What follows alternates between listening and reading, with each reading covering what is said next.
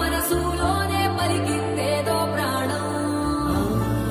కన్నుల్లోనే గంగై పొంగిన ఆనందం, కాలంతో పరిహాసం చేసిన స్నేహం.